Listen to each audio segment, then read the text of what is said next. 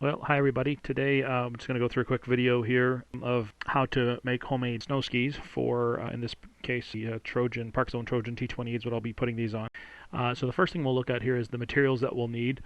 First we have a piece of kind of angle or corner aluminum. It's actually some sort of an aluminum alloy, which I got at Home Depot for $7.99. We also have a clamp here from the dollar store, and we'll use the spring in this clamp on the skis to give it the spring action.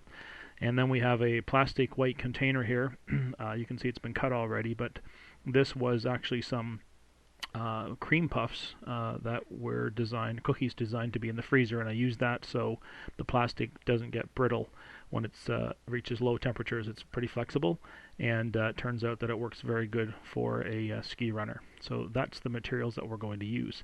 So the first thing we're going to do is cut two pieces of this corner aluminum at about 5 inches long each, and then we're going to put them together as I'm showing here, and we're going to rivet them together with rivets to keep them together, and that's what's going to form kind of the main part for the ski. Then what I'm going to do is cut down on an angle at the front of the ski, a portion of it, and then cut in, because the front of the bottom part of this aluminum has to roll up to give the ski its nose bend. So we're going to cut down like this and across like this, and I'll just do that with a hacksaw, and then we'll clean it up with the Dremel. And then on the back we're going to do something similar, but really just to cut some of the weight out, we'll just cut down on an angle and then cut it off. So you can see here that's what I've done. I've cut the back part, and then on the front what we've done is we've cut out that whole front section and left the bottom part sticking out, because we're going to fair that or straighten that up and then roll that up for the front of the ski.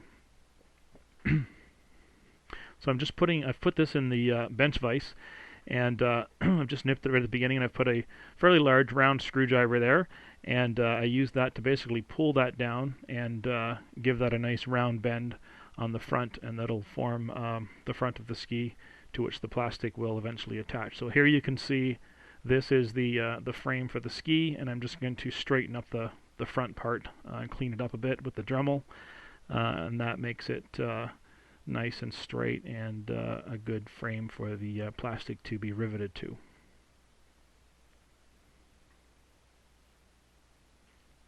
Now I'm going to cut out the actual runner for the ski out of the plastic. So I've just cut one side off here, and I'm going to cut this about 2 inches wide and about 6 inches long.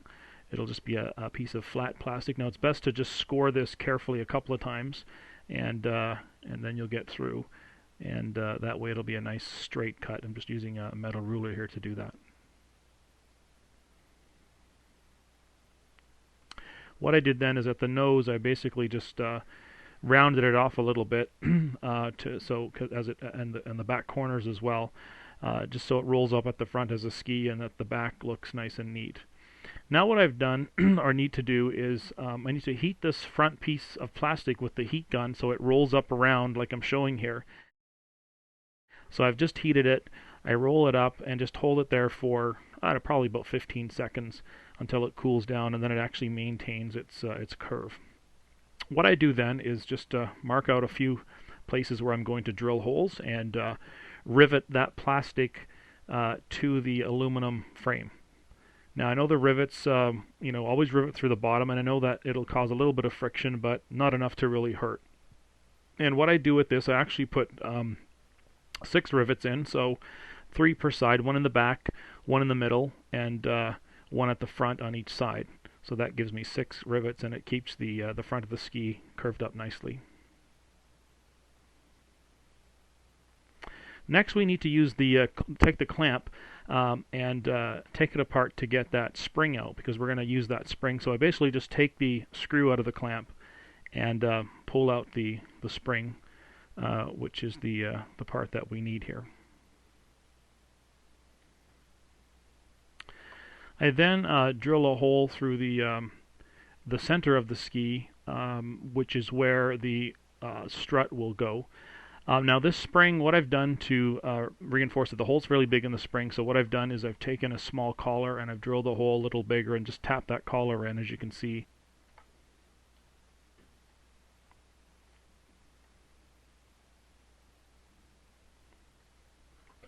Next, what we do is we take that spring and we take one part of the spring and I actually bend it around the wire strut. So it's nice and tight against the wire strut. And that gives me the flex on the bottom part, which is what will attach to the ski. We don't want the ski flipping either way. So then I drill a hole through the aluminum and fit the other part of the spring, basically bend it to a 90-degree angle and just slide it through the hole. And then I squeeze it so it's wrapped nice and tightly on the other side. And that's really what gives me the good tight spring between the ski and the wire strut. I'm just going to use a small aluminum collar here for a spacer and put my nut back on. And basically now I have my ski with my wire strut. I've got the spring there. And this gives me a nice, good, strong spring action. And I've just put it back on the Trojan here, so you can see what it looks like and the spring action. And I think this should be very good when we do our test flight. So what I'm going to do now is just repeat the same thing for the other two skis, and once I get that done, we'll have a quick test flight. All right, so I'm out here on the field. I've got the skis on, and I'm just going to taxi out here and see if these work okay. So here we go for takeoff. And beautiful across the snow, no problem at all, very little friction. The snow now is a little hard, but I think this should be okay with some light powder as well.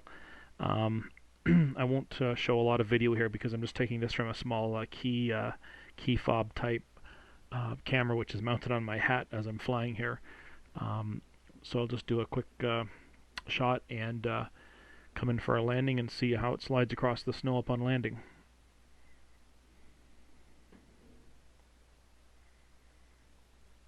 Okay, very nice. So that's my homemade skis. If you guys have any questions, feel free to email me. Thanks.